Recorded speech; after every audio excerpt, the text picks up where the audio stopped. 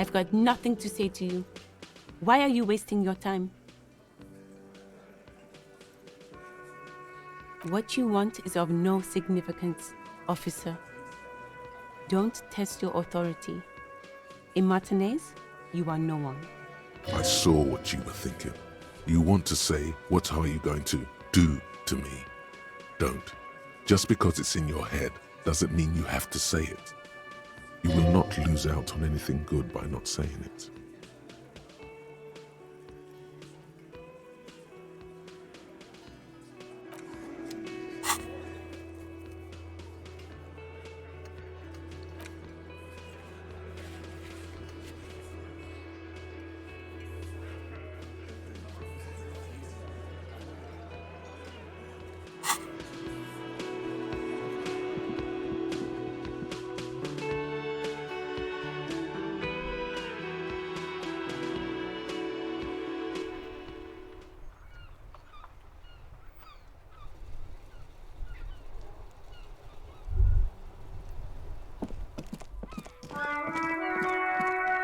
You see a set of tire tracks in the brown slush that covers the plaza mosaic.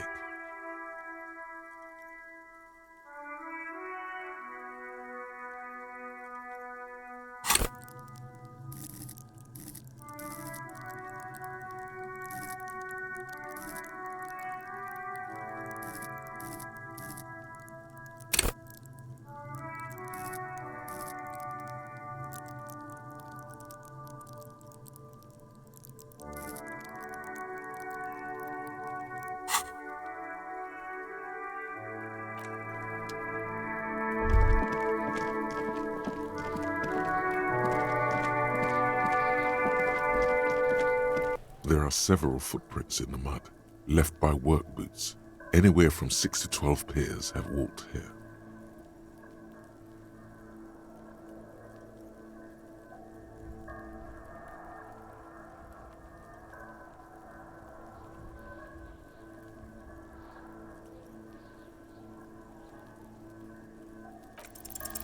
Eight pairs of boots have shuffled back and forth in the mud.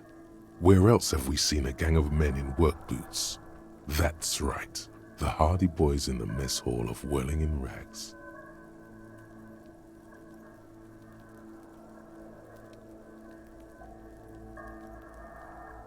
One, standard work boot, steel reinforced toes, number 46. Just like Titus was wearing in his booth, this is the big dick, Titus Hardy. The one with the bald cap on his head. Is it? They didn't even bother to change boots. Putting them on the scene is easy, maybe even too easy. 2. Standard work boot, steel reinforced toes, number 44. Either the blonde muscular guy, Glenn, or the young guy with a plectrum around his neck. 3. Hobnailed work boot, steel reinforced toes, number 43. The inked banger, perhaps. 4. Standard work boot, number 45 or 46. Theo, the old smoker. You think you even see a tiny fleck of cigarette ash inside the print. 5. Another standard work boot, reinforced toes, number 44. Same as before. Either the musician, Eugene, or the muscle-bound blonde, Glenn.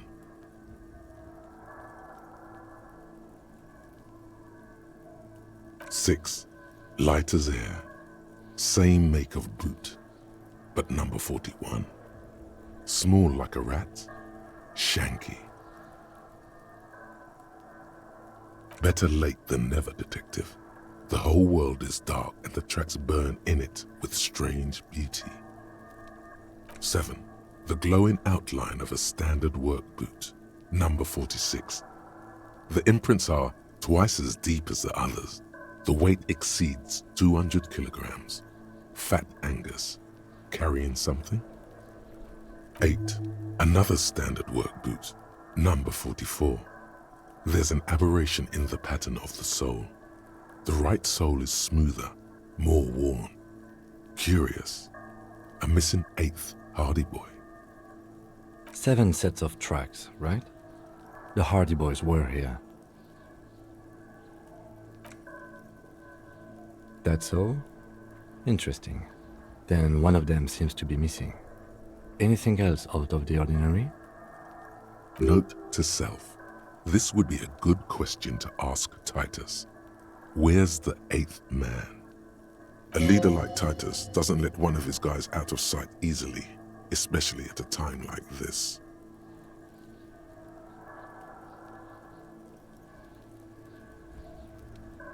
I'm guessing that's the skinny Hardy Boy. The one with his front teeth missing. Yes, well, he did look a bit like a rat, you're right. Do you think those prints belong to him? I could still be wrong, but I'm probably not. 200? This could be the combined weight of two people, one carrying the other who's tied up. Let's say a heavily built worker carrying a similarly built armored man. Maybe it was the fat Hardy Boy, the one sitting in the middle. He might be right. 200 kilograms of living weight is unlikely.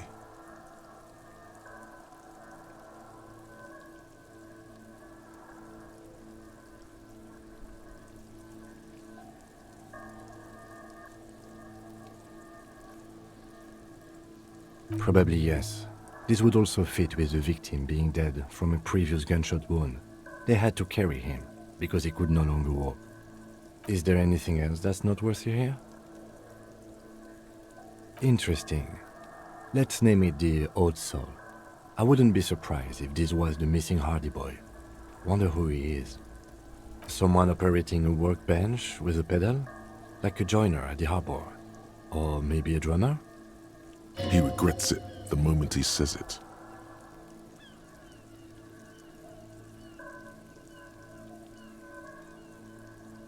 No, it's not. Forget I said it. We are not looking for a drummer. Perhaps it could be a driver.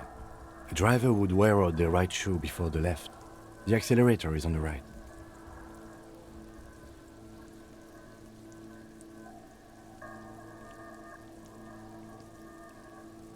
He doesn't seem to hear you, looking south toward the traffic jam instead. The machines are silent. The engines are all turned off. We should keep our eyes open around the traffic jam. See whether anyone strikes out as a potential suspect. Seems prudent, no?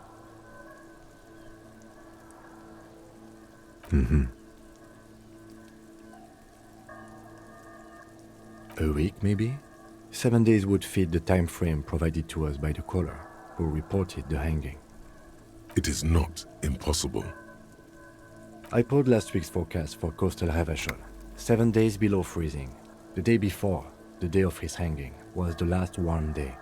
Correct again. Sub-zero temperatures would preserve the tracks in a good state. The commotion here could have taken place a week ago. What do I think? A mob of people brought something heavy to the tree. One of them was carrying the victim. They shuffled around, especially under the tree. Then, after hoisting him up, they stood in a semicircle facing his direction. At first glance, this appears to be a lynching. Indeed, they all stood in a row here and looked at the tree. But we know the victim had a bullet in his head. A more precise way to put it is, it was made to look like a lynching. Body tracks? Yes.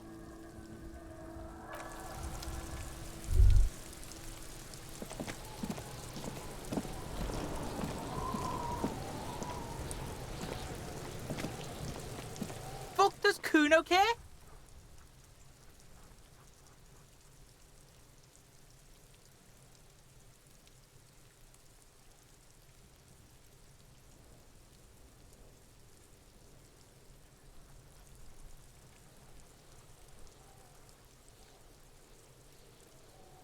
The fuck about it?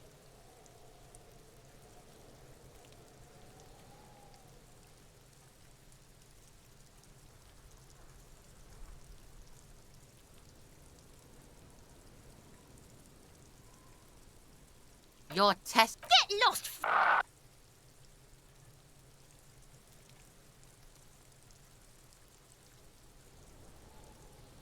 Kuno doesn't.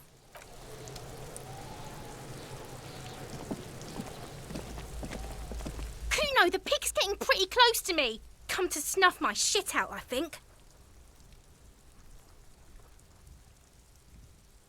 Looks like it's time for me to go, Kuno. Pig's come to take me in.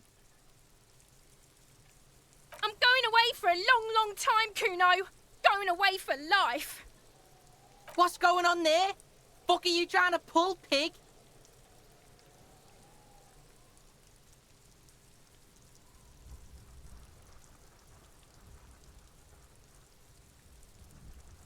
I come from the woods, Gutta Vittu. You don't want to go there with me. You don't want to see what I've seen. Don't be traumatizing here. Get the fuck out of here.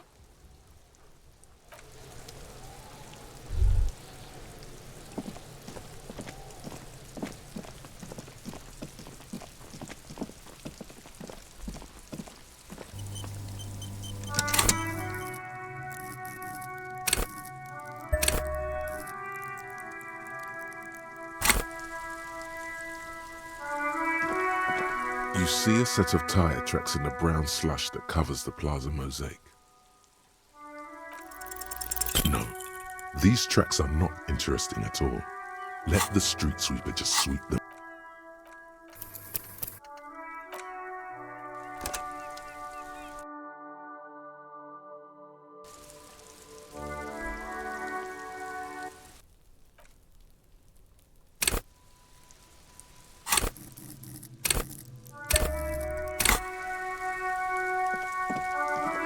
You see a set of tire tracks in the brown slush that covers them. The tire tracks were left here by an unknown event that took place some days ago.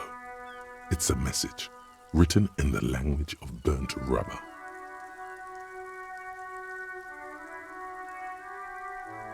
Some of that rubber stuck to the tiles right in front of the whirling in rags.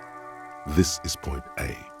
The driver started there, and then accelerated straight into the fence, left a hole big enough for the Franco-Nigerian cavalry, according to the cafeteria manager. Why that pang of guilt again? The hole in this fence doesn't look that huge.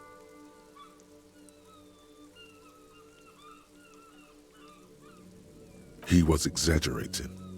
People blame cops for everything that goes wrong in the world. This has nothing to do with you. The driver proceeded to back out of the yard, barely stopping before hitting the adjacent building. Before heading south, must have been in a hurry.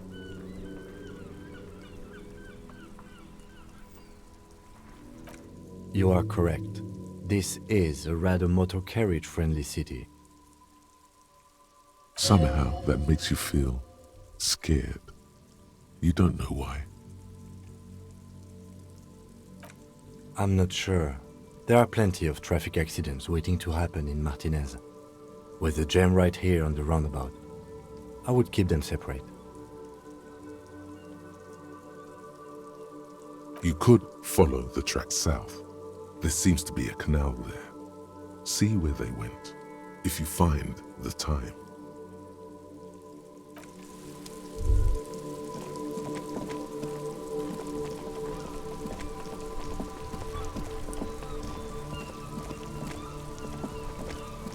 The worn and beaten wooden planks of the bench do not look overly comforting.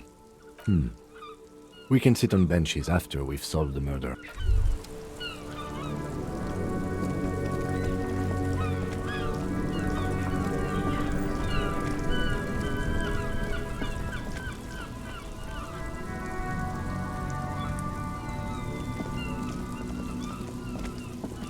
There are clothes inside.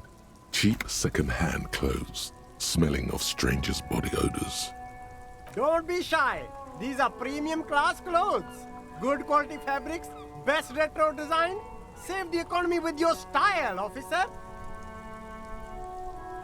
You find your hands deep in tattered and faded garments made from weird polyester blends that make your body itch and sweat in all the wrong places.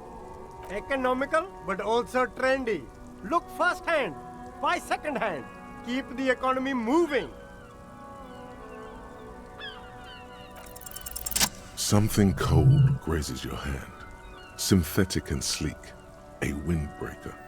Surf, it says, but also wind, summer, 100% waterproof, and sport, all in different typefaces. Good choice, officer. Mega sporty. And it's only 450 for you, sir.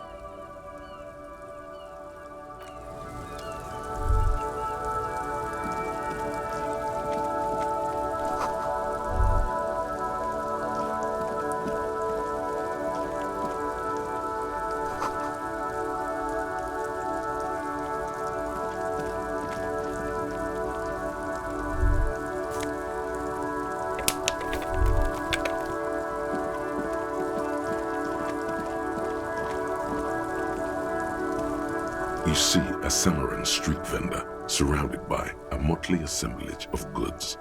When he realizes you're looking at him, his face breaks into a wide, welcoming grin. The name Sileng is embroidered over his breast pocket. Happy shopping, officer. Everything's cool here. Everything's cool. The goods are cool, the customers are cool, the place is cool. And one more thing, officer, you're very cool. Bang, bang, bang, bang!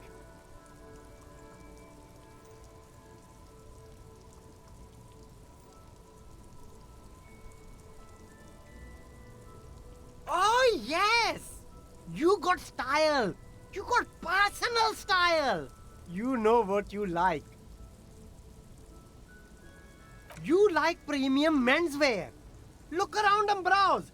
Everything looks cool on a guy like you. Take your time.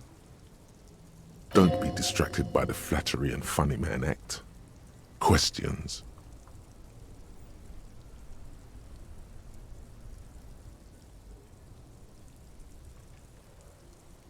Only the coolest goods in Revachol.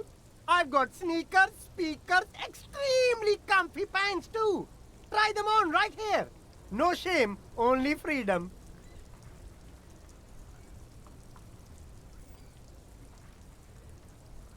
I'm an entrepreneur, officer.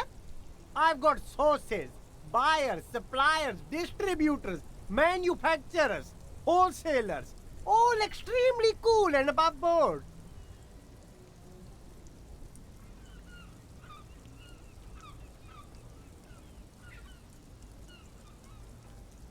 No need for discounts at ceilings, officer. Everything's already on sale. Anything you want, 50% off. Anything for you. Me? It's a boring story, officer. Who cares about the past? I'm all business now. All Revachol. This man probably comes from Seaguy, sometimes known as the Apricot Suzerainty, an archipelago in the Samarran Isola.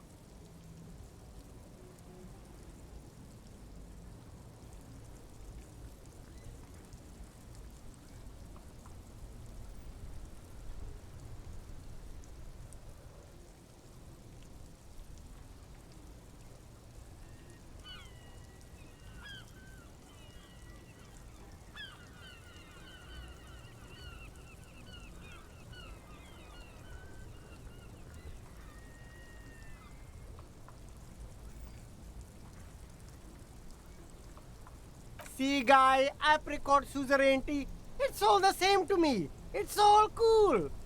I'm interested in sales. Go ahead, let's make one. Super high quality, friendly prices.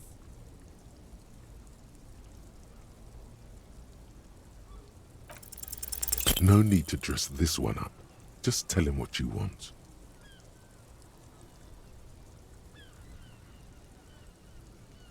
Oh, okay. But why, officer?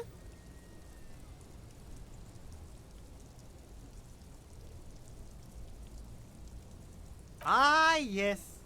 Money is very important. Are you trying to ask for a bribe? If so, you're not doing a very good job. Sorry, detective.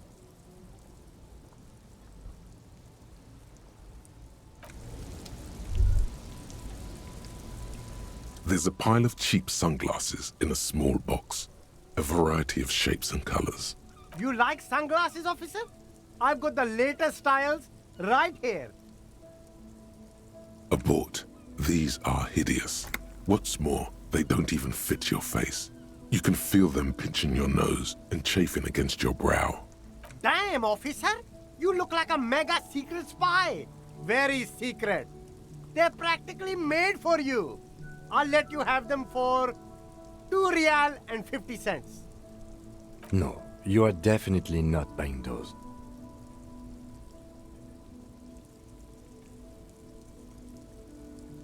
Are you sure? But they look so good on you. You should think this through, officer. These are all boring. Boring third-rate ho-hum sunglasses made of cheap Syrahese plastic, the kind of plastic that melts in the sun. Those UV stickers are almost certainly just there for the show. If anything, these lenses probably direct more UV light into your pupils. A UV magnifier. These are all first-rate sunglasses. Premium design, superb material, very cool, UV resistant. These will definitely keep your eyes safe and cool while doing your dangerous police work.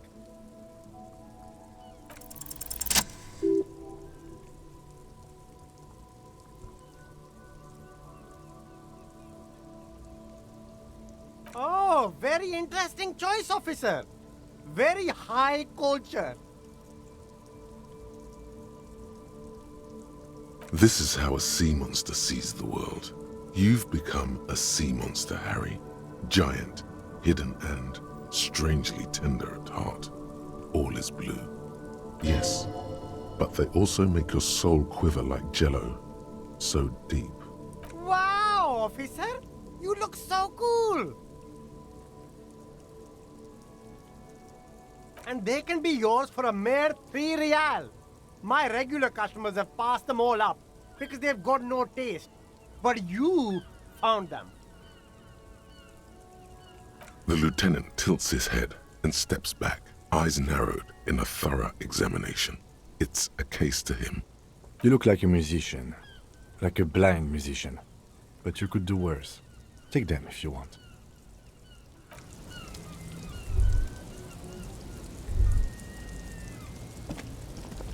You see 2 lowly, defeated speakers, thralls, slaves basically, perched atop them like conquerors surveying the land.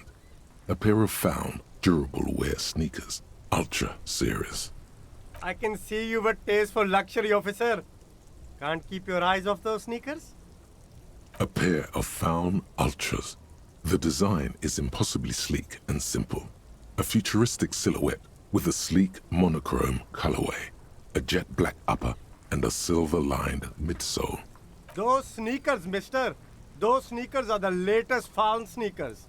Super air, super fine, super cool. Only 50 real. Only? That's madness.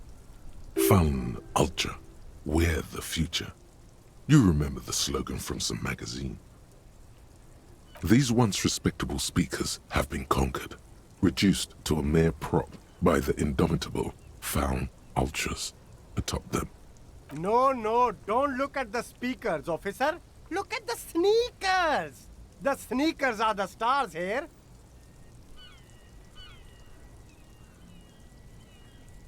Then look at them again. These are the premium lifestyle sneakers, officer. The best on the market. No way, officer. These aren't for sale. They're bad speakers. Low-fi socialist junk.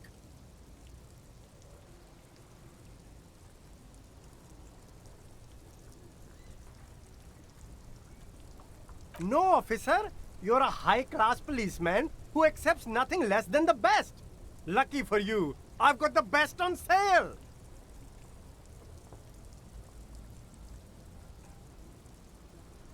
Well, if you want them... But see, they are the pedestal for my sneakers. If I let go of the speakers, where will the sneakers go? I can't leave premium lifestyle sneakers on the ground. If, on the other hand, you wanted to buy the sneakers too, I could maybe throw in the speakers for little extra. 50 cents?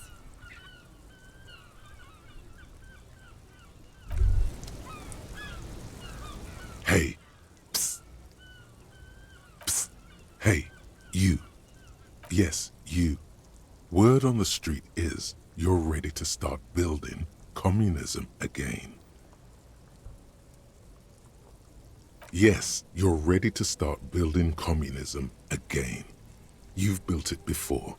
They've built it before. Hasn't really worked out yet. But neither has love. Should we just stop building love, too?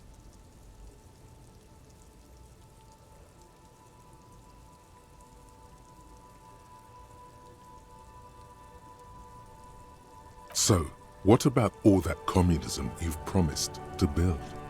Word on the street is you've woken up from 1,000 years of slumber, promising to erect a version of communism many times greater than any attempted before. Is that true? You keep saying things like, down with the bourgeoisie, eat the rich, sodomize the landowners, impale all people who have more than 25 real in their pocket, literally murder all human beings regardless of their political beliefs. That kind of stuff.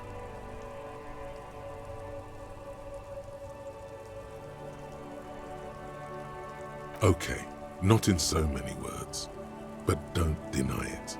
You're about to rip off that mask of social democracy and reveal the monstrous seven-eyed lamb of global communism that will devour and masticate mankind. Everyone can see that. So tell me, do you have any questions before we fire up the big communism builder? Or do we get right down to it?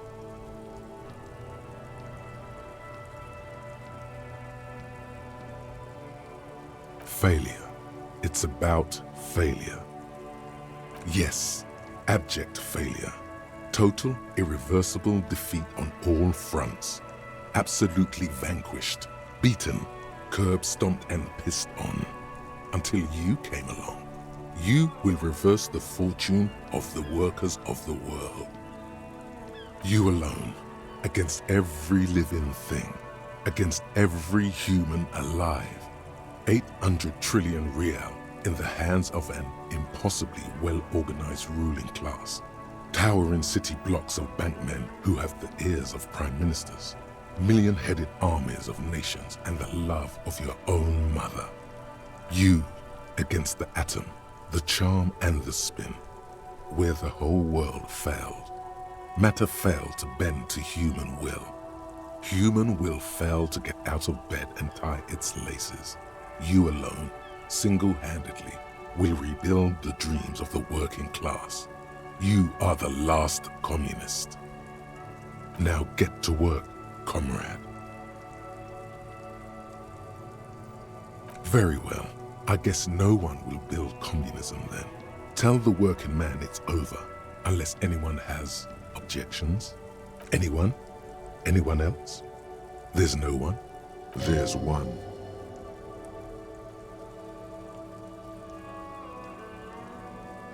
You should build communism, precisely because it's impossible.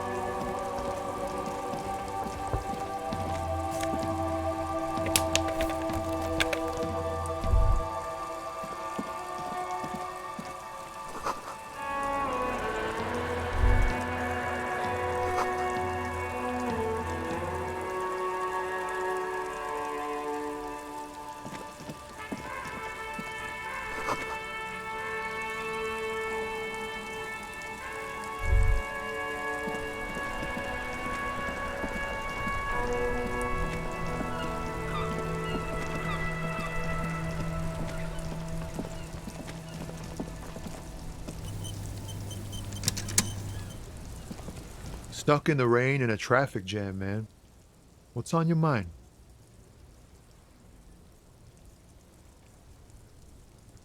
It's like, whatever's going on over at the docks. Workers got a blockade set up, making demands, no way in or out.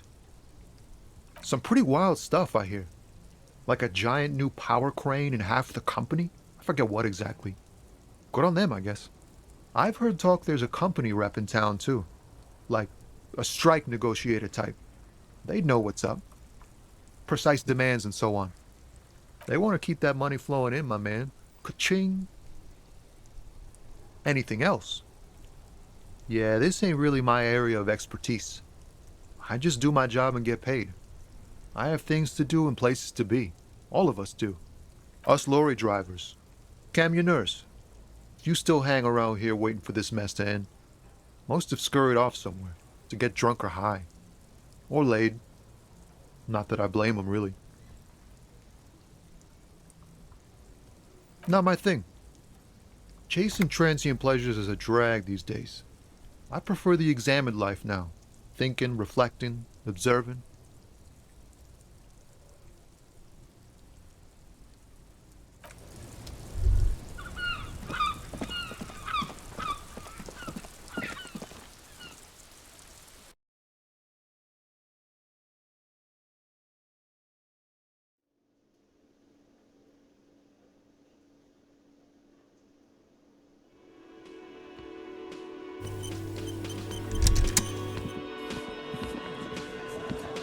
Looks like the circus left town, but the clowns are still here.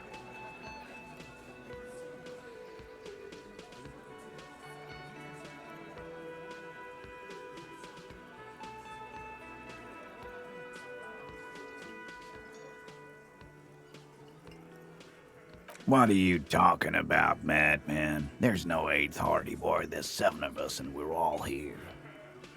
Or what? You want to be the 8th Hardy Boy? We ain't hiring. Actually, boss, we've been talking and we think she could maybe...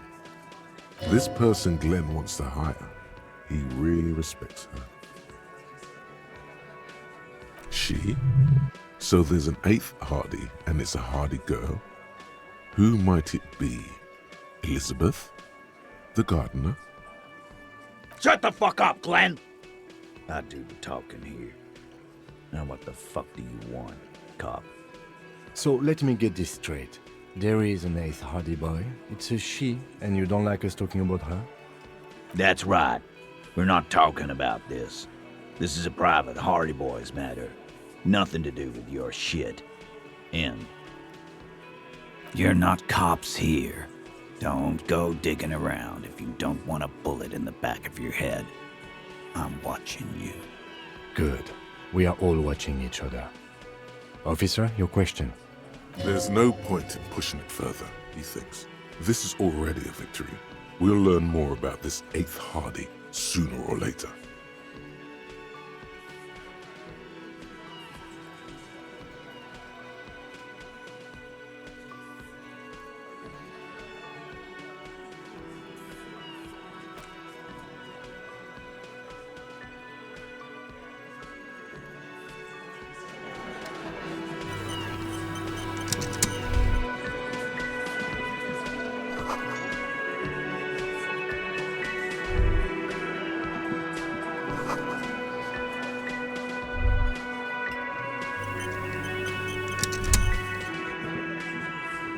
Looks like the circus left town, but the clowns are still here.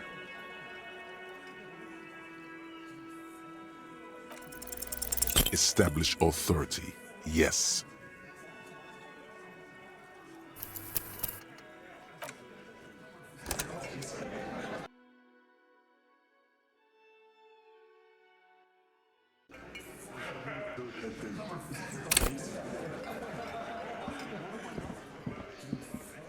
Looks like the circus left town, but the clowns are still here.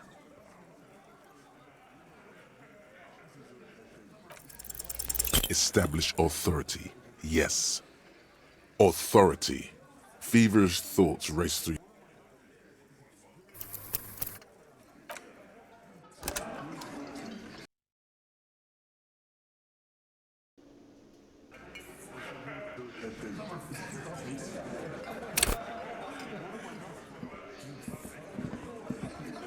Looks like the circus left town, but the clowns are still here. Establish authority.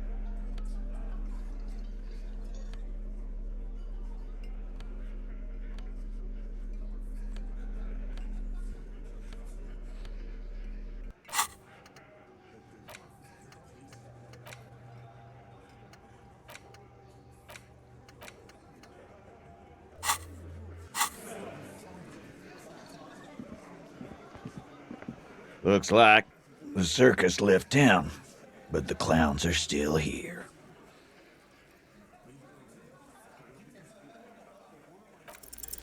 Establish authority. Yes.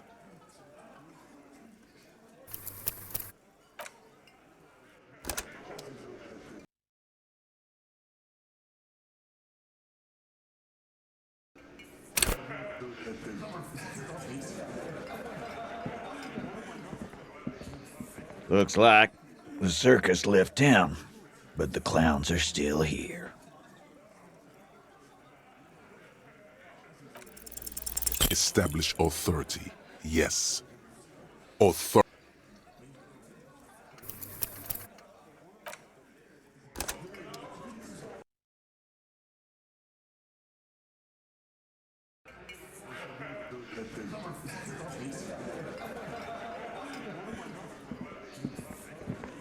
Looks like the circus left town, but the clowns are still here.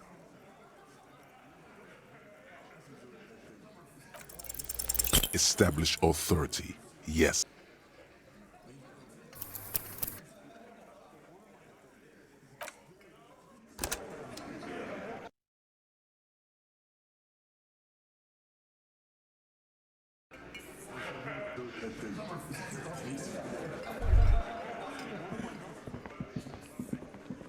I've got nothing to say to you. Why are you wasting your time? I am not. You could be Liz. You could be anything. You could even be a model. Even a mod?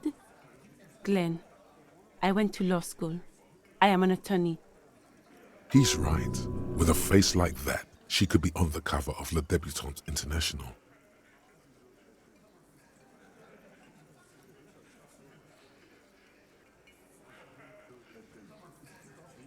The cold look in her eyes speaks louder than words. She is not amused.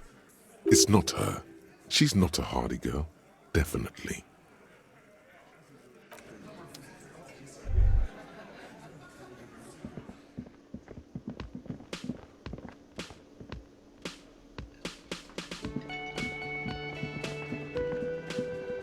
Can I help you?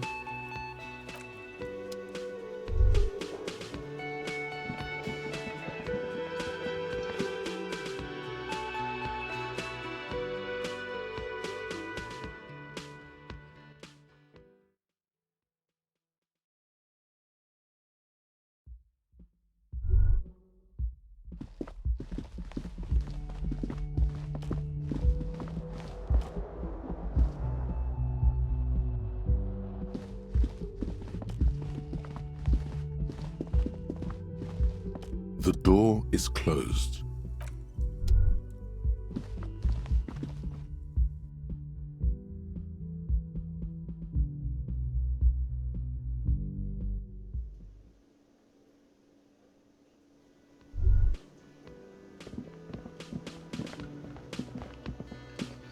Oh, hello, dear.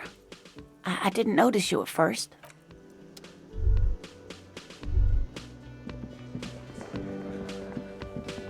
A thin man is smoking below an exhaust hood, occasionally sipping from his mug.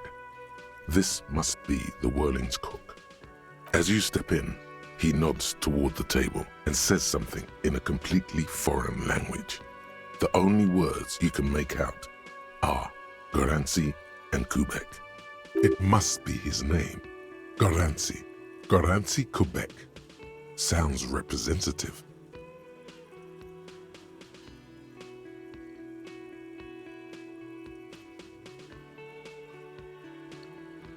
The man puts his cup down and replies something, his left hand drawing arcs in the air. He looks up at you, then looks away quickly, shrugging and muttering something to himself. Shrugging is an international sign for, no, I don't know what's behind that door. He smiles and bangs his ladle against each of his pots in turn. It's almost like music, especially with the sounds of assorted dishes boiling and simmering on the stove.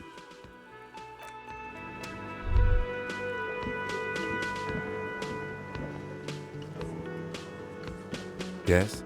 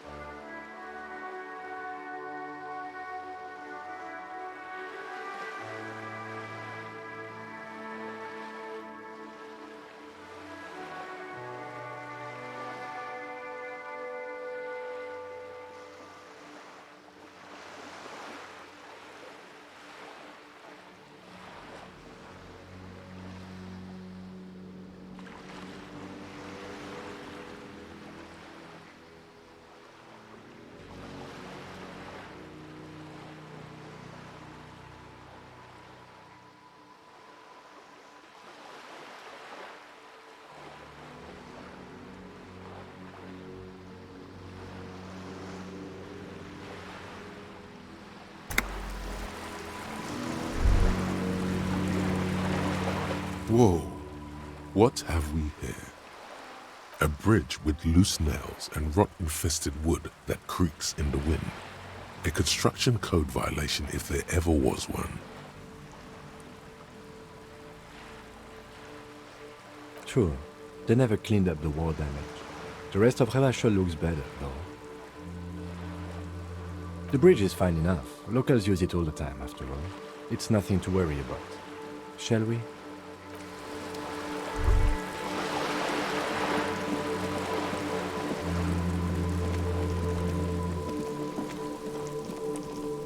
This is a wall on the side of an apartment building.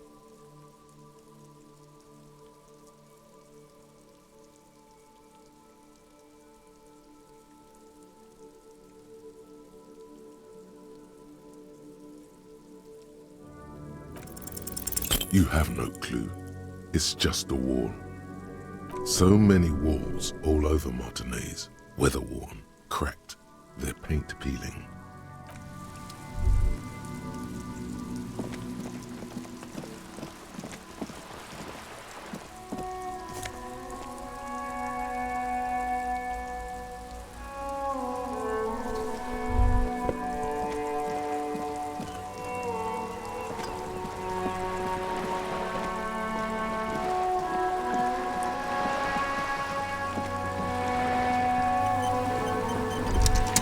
You're back. Good. What can I help you with? Not an umbrella, I hope. I don't need one myself, you see.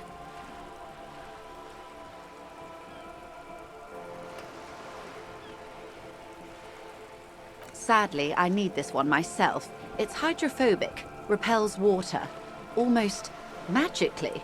The company makes them for offshore platform personnel. Very sturdy. What I can do for you is answer some questions.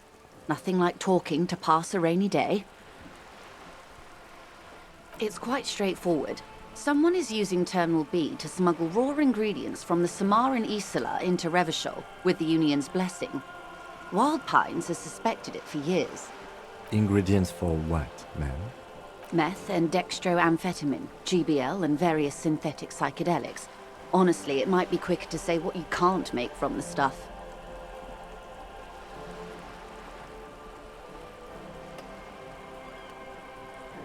Yes. After they clear the terminal, we lose track. The actual production is taking place at various sites in and around Jamrock Quarter, north of here. Wild Pine seems to be well apprised of the local drug trade, ma'am. Do you mean to say the Union also produces the product? Sells drugs, I mean? We're in logistics. It's our business to know. And no. As far as the company knows, the Union does not produce it. They transport the ingredients for a cut. Yes, but you won't get anything out of Evrat and the Dock Workers Union.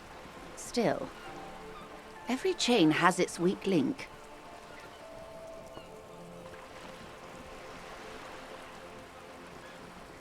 The lorries. Someone needs to move the ingredients from the harbour into the city. Once they reach Jamrock, they're distributed to a network of local manufacturers well beyond our grasp. But in transit, they are vulnerable. How convenient that they're stranded like beached whales at that roundabout. Perhaps you've noticed that a number of lorries are tangled in a traffic jam at the roundabout just now. Interview the drivers who are still hanging about. One of them might be waiting for a crucial shipment. I'll be explicit. If you find this driver, I will share company secrets with you. You'll be indebted to her, in a way, but one step ahead of the Union in another. We did. On more than one occasion. Apparently, there's some sort of inter-precinct disagreement about whose jurisdiction this area falls under. We know the company has launched its own probe into the Union's alleged involvement. We also know it's come up empty. It's not just the RCM. No one's been able to find any hard evidence. Well, here's your chance, officers. No. We asked East Motor Track to raise the drawbridge. The road company is a partner of one of our subsidiaries. However, this is a limited time opportunity. Once the complaint has been processed by the Trade Committee, they'll have no choice but to lower the drawbridge, and the operation will continue. Thousands of litres of raw ingredients will pour onto the streets of Revachol. Not the east across the river, but the west. The vulnerable, the weary. Well, at least this solves one mystery. What is that, Lieutenant? Why I had to call East Motor Track and beg them to open a drawbridge for me. I'd wondered since I first drove in, on my motor carriage. I am sorry for the inconvenience, Lieutenant Kisaragi, but we need them trapped here. This is a unique opportunity.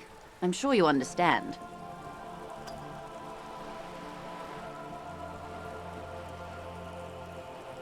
How do you think they're financing this strike? There are thousands of unpaid dock workers going strong for the 4th month straight. There was a shakedown of local businesses preceding the strike. Many were squeezed to bankruptcy to fund it. With all due respect to these desert cacti, the contents of a few cash registers cannot provide for 2,000 men. The local businesses can scarcely provide for themselves. Precisely. Smuggled out of that very gate at night, most likely, then loaded onto lorries and driven to Jamrock. You simply need to find one driver who will open up to you. It sounds like she tried looking into it herself, though she's clearly not the type your typical lorryman would confide in.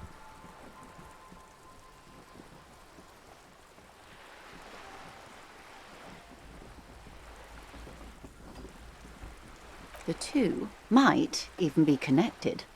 Or not. Though, if you have evidence to the contrary, I'm eager to hear it.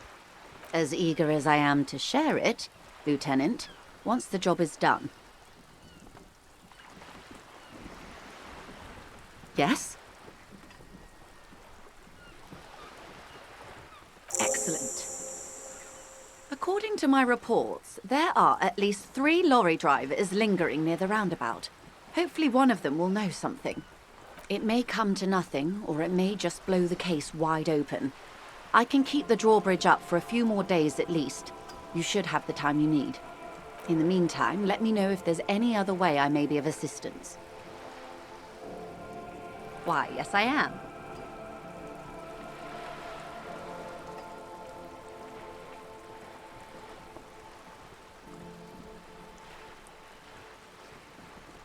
Of course there are.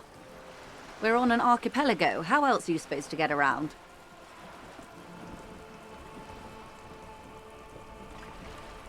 I mean, we are on Le Caillou, are we not?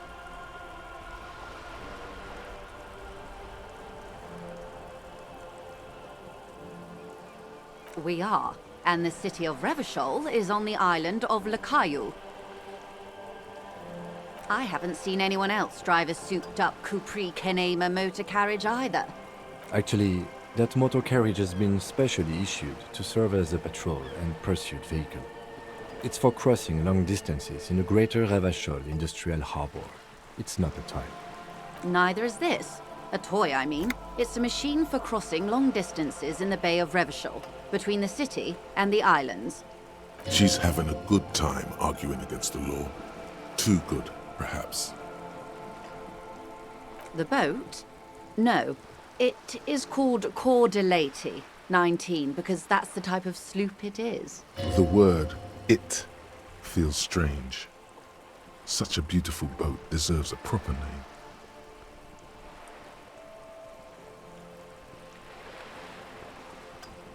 Okay. How about Cordelati 19? Why? Because it was manufactured in Revachol East by a company called Cordelati, and its hull is 19 paces long. She makes a point of being unromantic about it.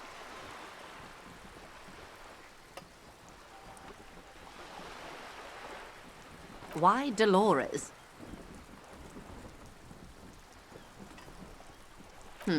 Well, it means nothing to me. I think I'll stick with the factory name. But thank you for the suggestion.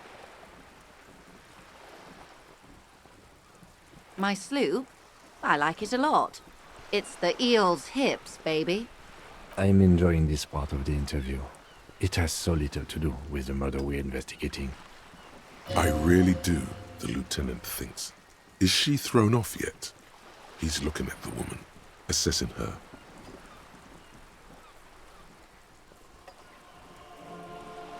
Officer, I assure you I'm a highly qualified pleasure craft operator.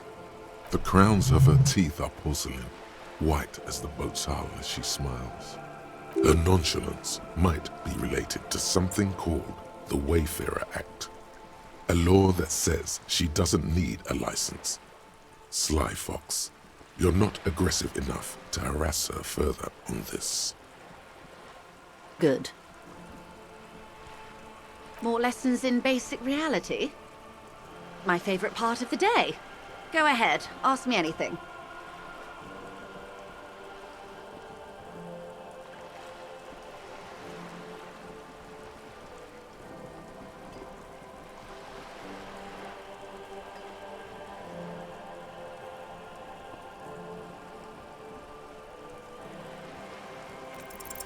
What is all of this? The scent, the sound, the air. What world? The only one, I suppose. The world of matter. And its pale antipode. The camera of her mind glides over the surface of the water. Great bodies of water. Forest-covered surfaces. Clusters of light where the cities lie. You've seen the montage. We all have. This world is enough. There is a term of endearment they coin for it. In the DeLorean century, when humanity was high on this world, discovering more and more of it, these archipelagos included.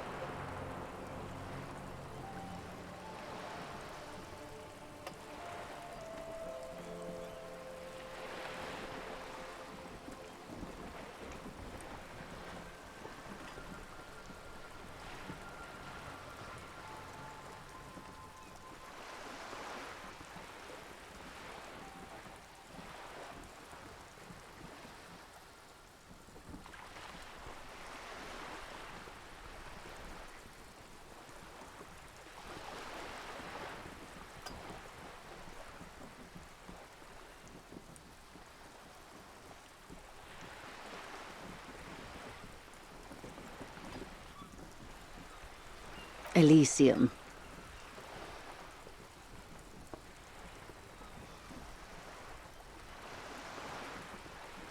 It does. There are those who would call it hell. A term of hatred that originates, like many such things, with the Mesk petro-fascists.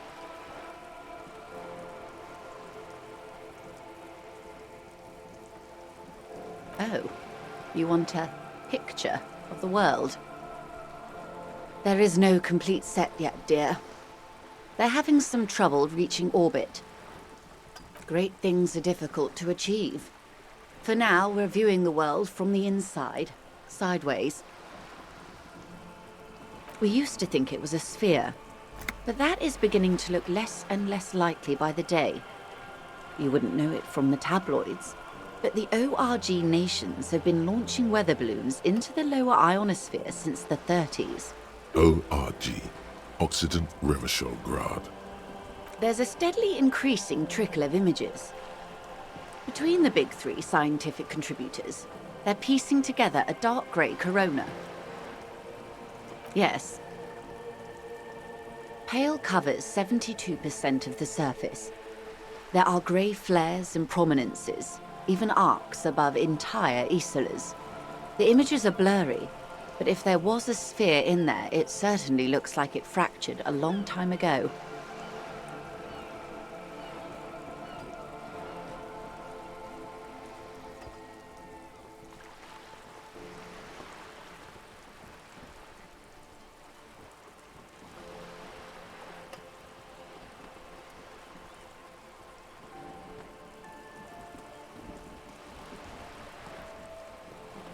They say there is a rarefied envelope of matter surrounding the darkened disk of our planet.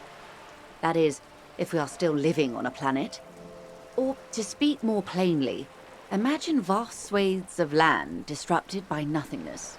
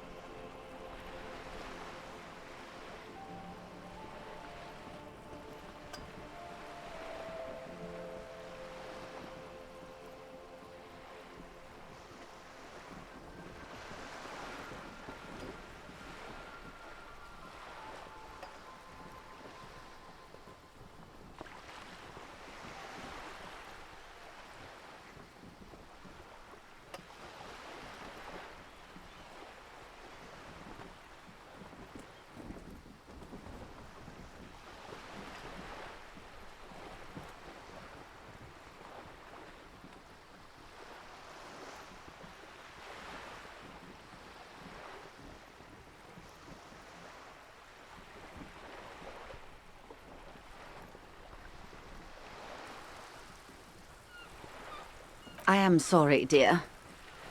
It must sound quite terrifying through the acute encephalopathy. Even scientific positivism isn't entirely convinced about what we're dealing with here.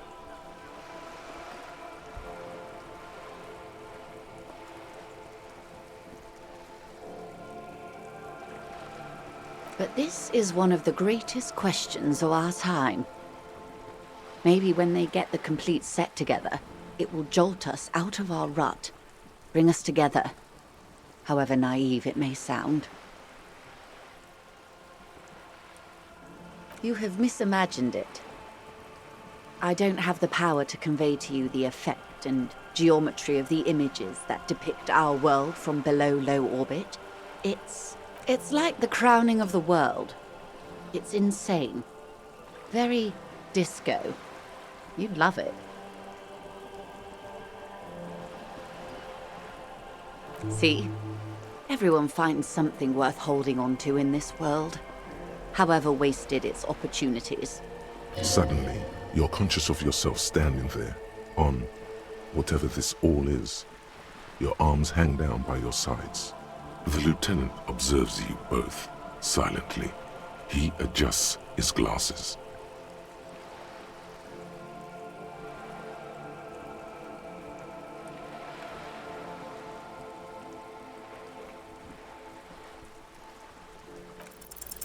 It remains a mystery what you mean by this something close.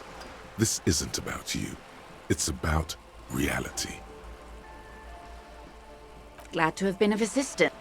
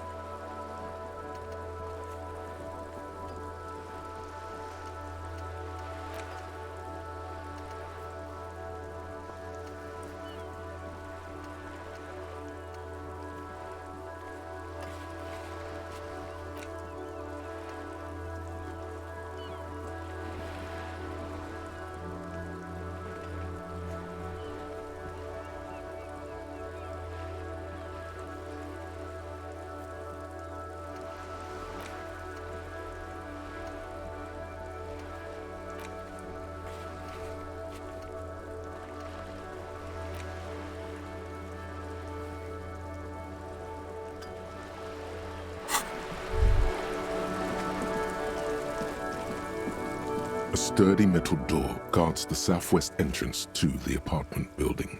It's locked. The door rattles against your knuckles, but there's no response.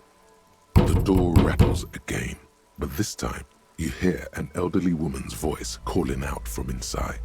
Stop banging on the door! I'm not letting any more strangers inside. Doesn't matter who I am. Now go on, get out of here. Ha! The police? Everyone knows the police don't come round here.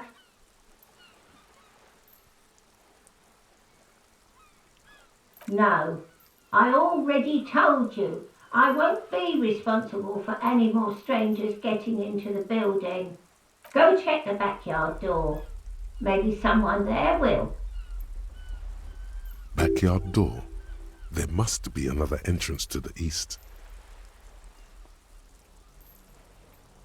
Madame, I assure you, we are real police officers. There is no reply. Just faint, sweeping sounds inside.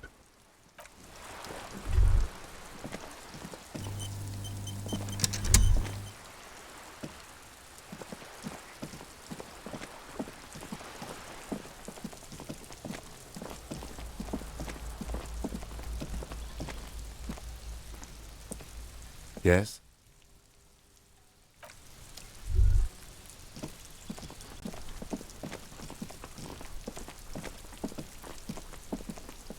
This must be it. The basement door is weather-worn. The copper nails holding the upholstery in place have turned green from sea air, and there's a knocker shaped like a lion's head. That's probably the door Efrat mentioned. We still need to get the key from this manana first, though.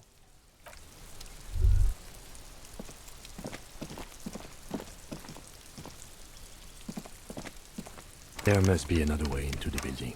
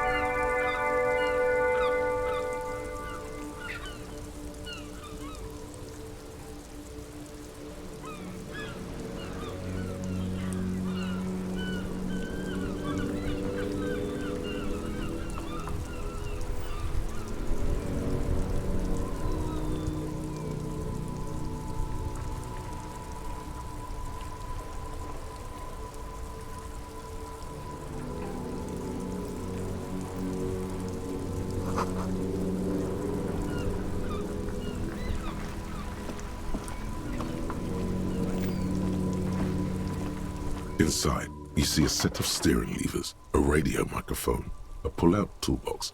This is Precinct 57. How may I assist you? Yes. The armor was produced by Fairweather in their facilities in Bétancourt, sur la Clé in 42. It was part of a special order for Corps de Pharmacie, a security firm contracted to protect the interests of Oranese pharmaceutical companies in the Semenine conflict. So, it seems the armor went to Semenine. That's where the paper trail ends, though. Even the firm has proven difficult to track. Corps de Pharmacie has been renamed several times over in the years since the armor was issued. The most recently registered firm that the ICP has been able to connect to the CDP is a military contractor called Trinell, and the one before it was Downwell. I think they might be the same contractor. A suit of armor like this would have been manufactured with a particular person's physique in mind. You should ask for whom this suit was fitted. Hard to say. The client list is rather diverse and incomplete. The only constant seems to be that the mercenaries are always deployed in third and fourth world countries.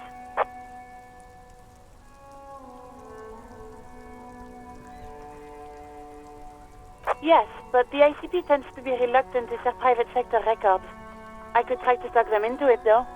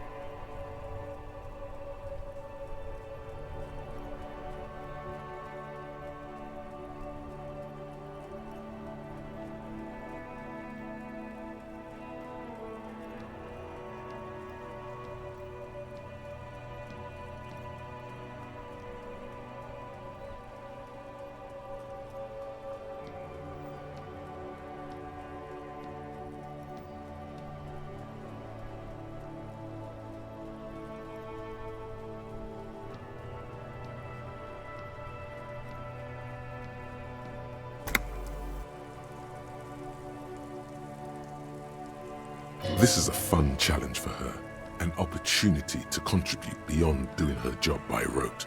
She'll gladly put in the extra effort for Team RCM.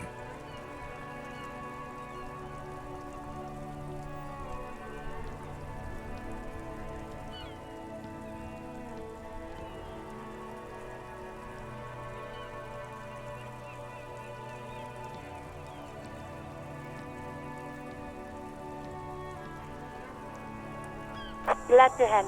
Call back tomorrow. Hopefully I'll have more for you then.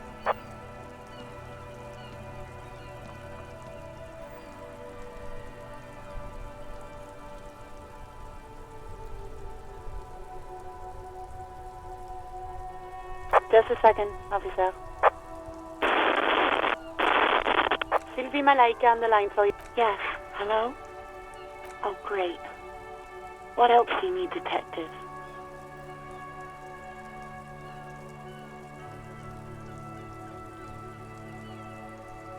Uniform. Somewhere in a dank rent, one of the men, goddamn, Officer Michelle Elfboy Williams, speaks to himself. His partner, you hear the call. Anything else I can help you with? Up 57th, over and... In the cabin, you see a set of steering levers.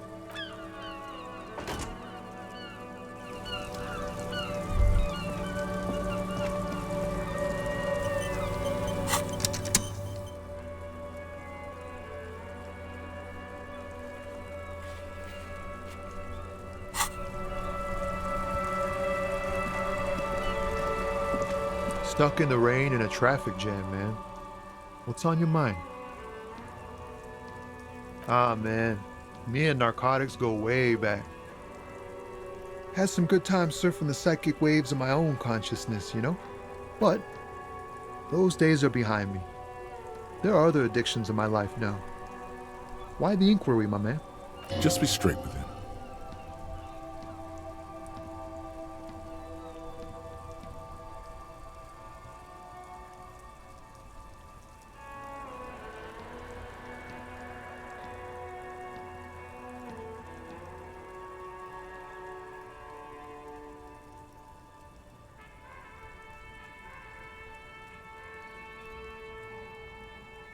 We have a credible lead, sir. Someone on this roundabout is waiting for a bulk shipment from the harbor to load it on their lorry and drive it to Jamrock. Not me, man. No way. I don't need any trouble. Shit's bad enough anyway. This jam's got folks up in arms, and I'm afraid it's headed toward a conflagration.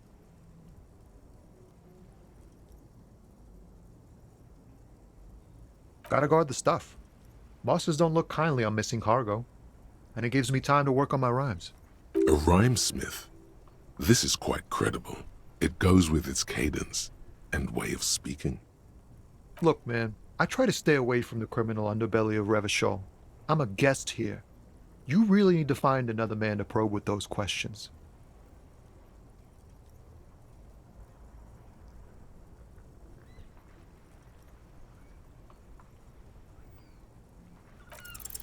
Wait, there's something here, stored away in some dusty corner. It starts like...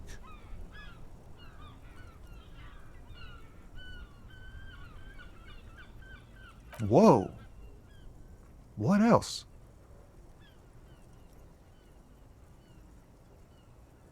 Silent communion. That's good.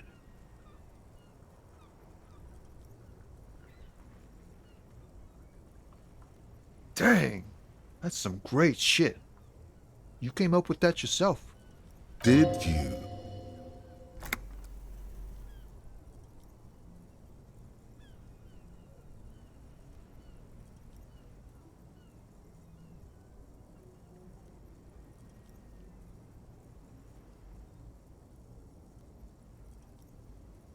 Right. But really, no bullshit. That's great stuff. I sort of want to know if it's yours.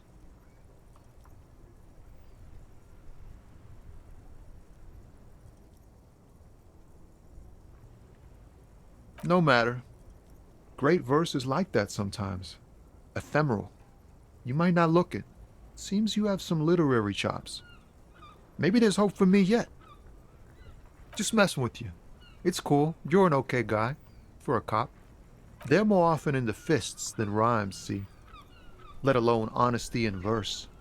In a small office behind the old military hospital, hunched under the green glow of his desk light, Officer Hans Blau browses through a test print of his Futurist magazine.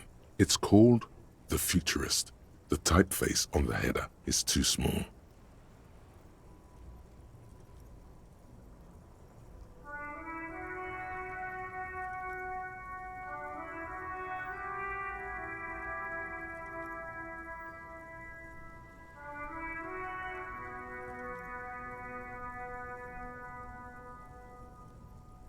Well, you've given me some hope, I guess. You found some common ground with this man. Even impressed him. The next time you look in the mirror, though, remember those words.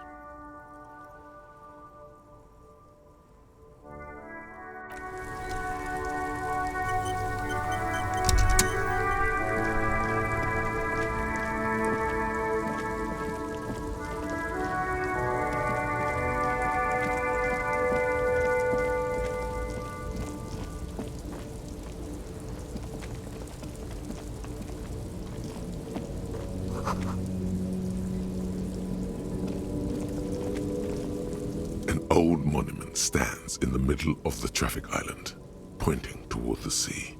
It looks as if it's been reassembled piece by piece, secured and mounted in the air with the aid of numerous ropes and rods. A silver plaque on the statue's pedestal reads, "I am Philip III, the Squanderer, the greatest of the Philippian kings of Revachol, son of Philip II, the opulent, father of Philip IV, the insane." Not a good track record of mental health in that family.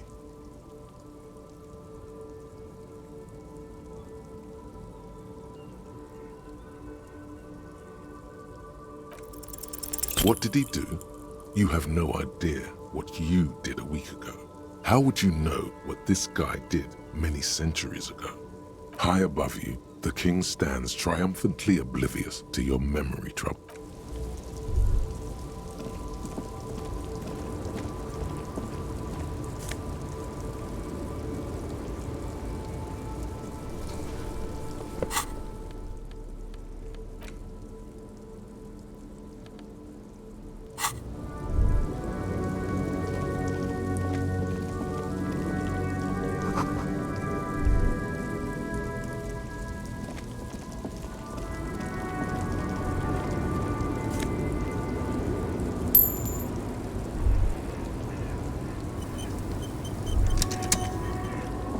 The small, wrinkled woman does not greet you. She nods along to something on her radio.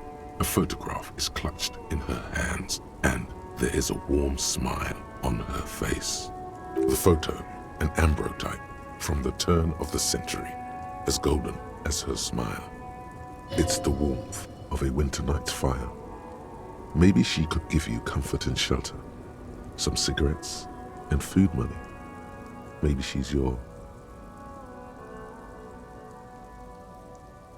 No response. Wherever this woman is, your words fail to reach her. Nothing. Her smile just keeps widening. Her hair is gray like lead. If you want her attention, you may need to be more forceful. Where am I? Who are you? The smile on her face has disappeared, replaced by the wary aspect of a cornered beast.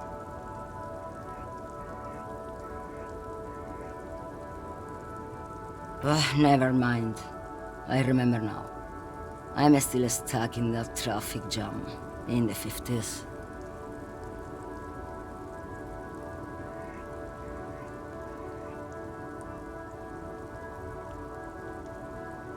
The men have small jaws and everything is made out of plastic. Why do you need plastic when you can make the world out of amber? Back in Mefka, during the time of the revolution, The sidewalks and cafes are filled with the young people. I was on my way to see a new Boyadero picture starring Gabriel Buenguerro. Until you came along, that is. This is Gabriel Buenguerro. A strikingly handsome man looks straight at you, his head crowned with a wide brim hat. His hair is dark as an oil slick, and his jaw the most perfectly chiseled thing you've ever seen. This man's got a hold over her, even 50 years later. You can feel it. He was the biggest star of his day. Girls used to faint in the aisles of cinema whenever he came on the screen. And schoolboys used to memorize all his lines.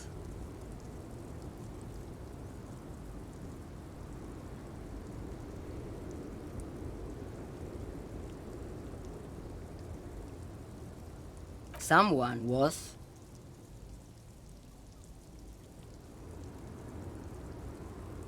They are someone's memories, boy. What difference does it make if it's me or not? They're beautiful. That is all that matters. Beautiful and true. And they will win. They're coming for this, you know? All of this. She seems to derive some bitter pleasure from this strange thought, as if the past will one day wipe the present away, like a tidal wave approaching. I wasn't dreaming. I was there, Loman. It was early spring, and the man behind the black sun had just come out. The posters were 20 meters tall. Everything was golden.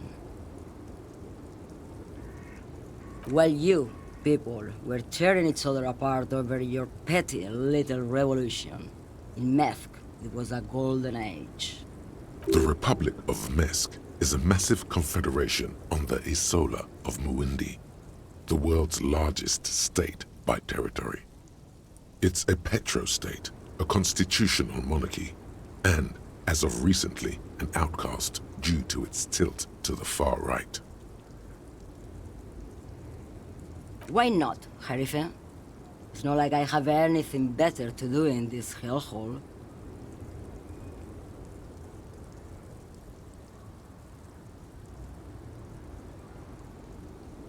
There's something off about this woman. Tell her to show you the soles of her boots.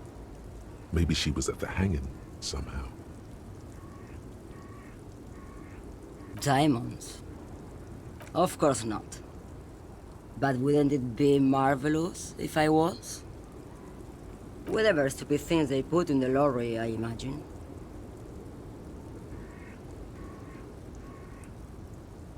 I quit concerning myself with that a long time ago. Besides, I don't drive the lorry for the cargo, if you know what I mean.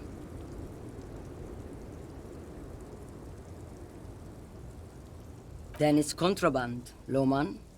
What? Do you want to take an old woman in? Be my guest.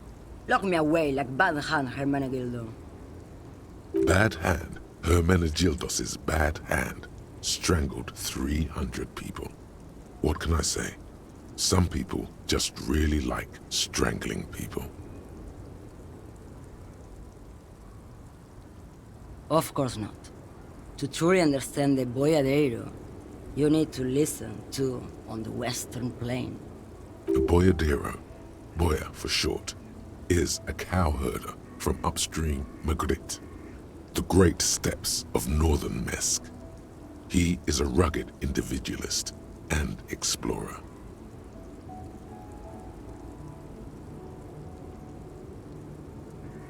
It's an old ballad about a young girl who falls in love with a daring boyadero. He promises to marry her as soon as he returns from the Western Plain. Of course not. The boyadero returns from the Western Plain a changed man. One night, as he and his beloved are out walking along the river Maigret, she pleads with him to give up his riding and settle down.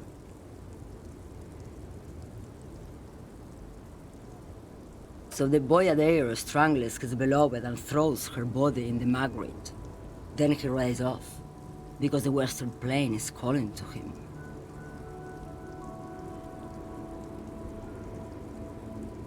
You have to understand. A true boyadero needs a whole horizon to himself. He can't be tied down by man or woman. His beloved was selfish. She didn't know what it meant to love a boyadero. What if to truly love a boyadero is to float lifeless downstream? She's just a distracted old woman. We should maybe let her get back to her things. So he doesn't think she's a smuggler? You hear that, Lowman? I don't think your partner likes you spending too much time with me. Nothing. I just don't think she's connected to anything. He doesn't want your frail mind caught up in something here. Something unconnected to the case. But connected to this woman tuning out like that.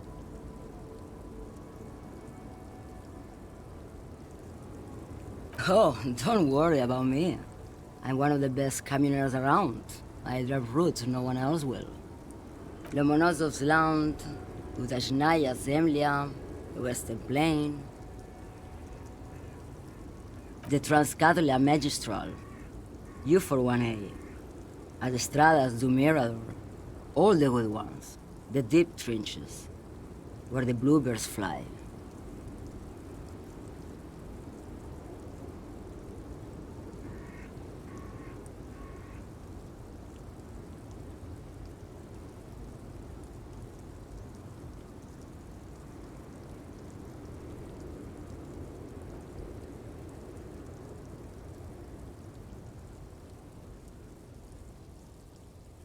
Irmao, I already am dust.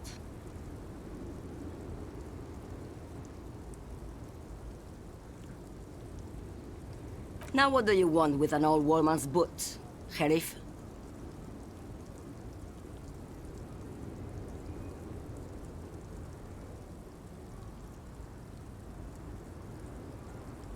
Please? I think you should let me get back to Gabriel Buenguerro.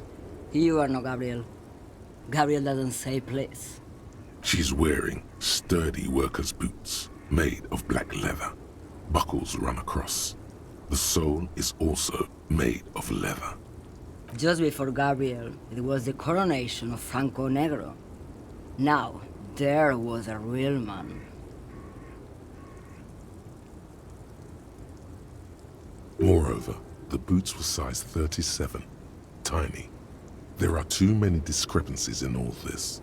Another discrepancy, although not boot-related, is the coronation of His Innocence Franco Negro, which happened 500 years ago.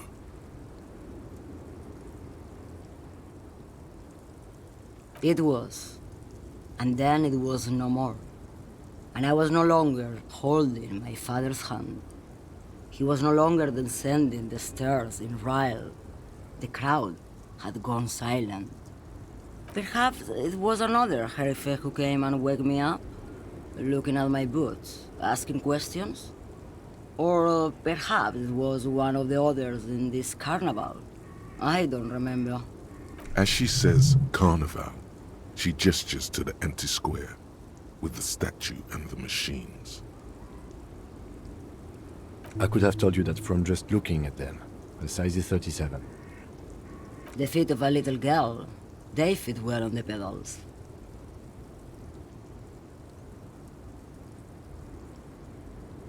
What do I need drugs for, Lowman?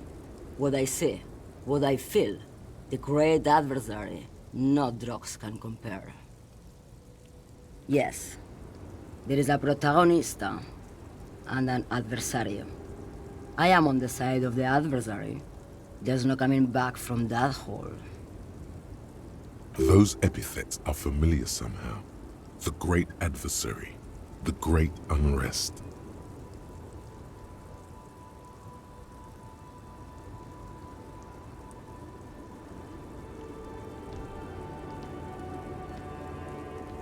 If you don't know,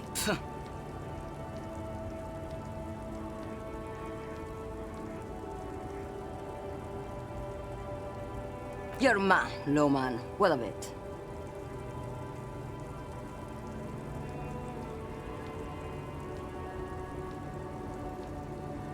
Maybe. Probably not. Makes no difference to me either way.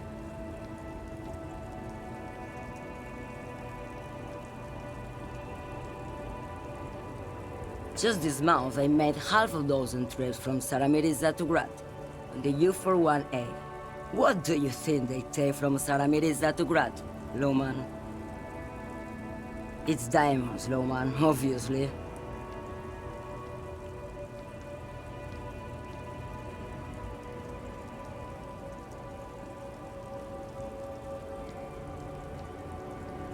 Easy. He's the skinny man who thinks he's a poet. Never trust a poet. Also, he's the only one I can see from here. That's correct. There is no visibility of any of the others.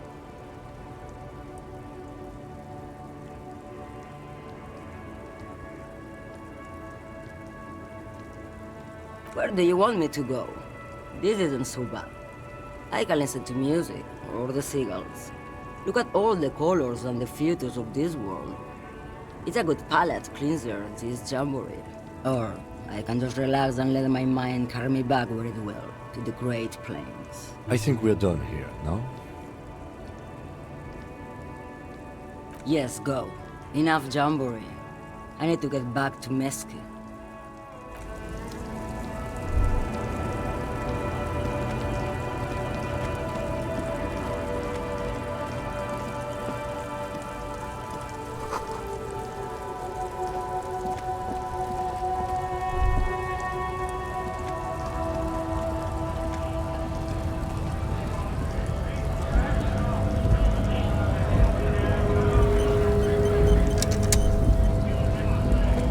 Bastards! We have a right to work!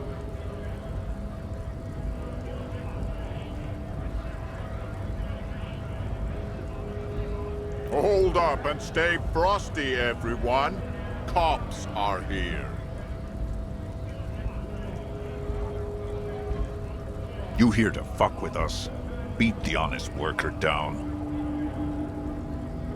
We're here to fight for a cause. Stripes usually have problems with people who have causes. Good.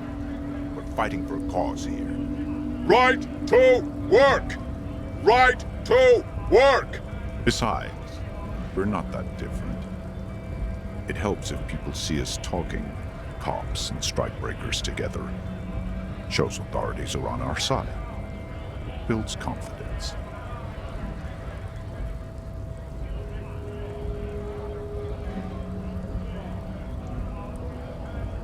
Rights of people, rights of workers, to have gainful employment, to make a salary, and feed their families.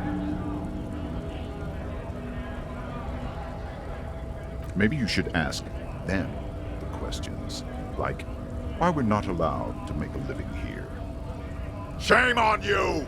We have families to feed, you piece of shit. So do we, Scott.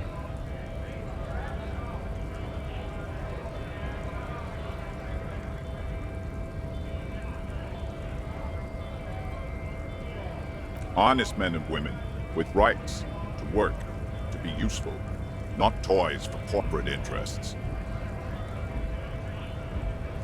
We came here to help the harbor run smoothly in time of crisis. If union fucks don't want work, they ought to let in those who do want work. I have a question. Why do all these men follow your leadership? You think they follow because I'm big and loud? No. They follow the rules of the market, the rules of the economy, because they were given a job to do! We were promised work. We'd be in there, working, if the bastards hadn't shut the gates. Main gate's locked. Would take heavy ordnance to bust it open, and try to get in through the secretary's office. Door's locked. The guards blocking the way to the access panel. And I don't mean the scrawny mess punk either. I mean head measurer. Or whatever he is.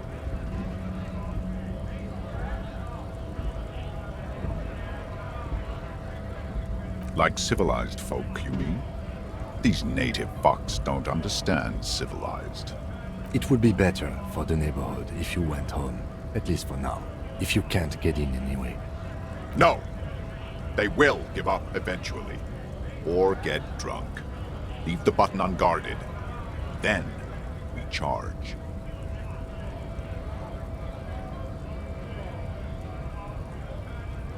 When a bunch of ungrateful, lazy cockroaches can't get their act together, decide to block honest work for other people. Beats me. They mumble nonsense about boardrooms and workers' rights, while we have the right to work! There's something odd in the way he carries himself. His set of clothing looks vaguely mismatched. The different pieces of the attire seem ill-fitting.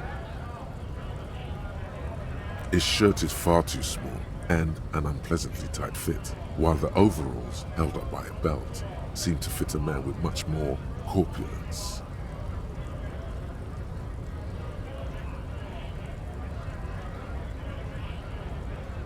He ignores your question, choosing instead to turn to the emaciated workers, raising both fists in the air. The clothes are obviously not his. Silence is the answer. There's something off here, but he won't say what. You've been talking to him for quite a while now. Something is off with this guy. Ask him where he's from. What's it to you?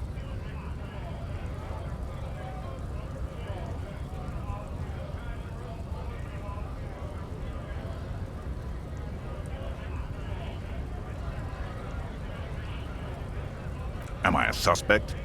Done no crimes. I only fight for the rights of people.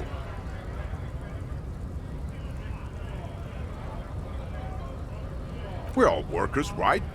Workers stick together. Came from the eminent domain, in Jamrock. Backgrounds in odd jobs, heavy lifting, cargo hauling, bouncer work. I know the drill.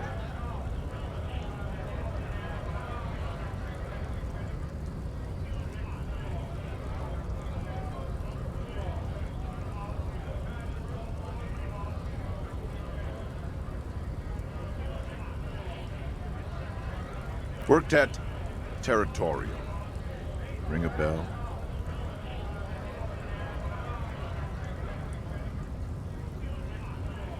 Uh-huh. It was a long time ago.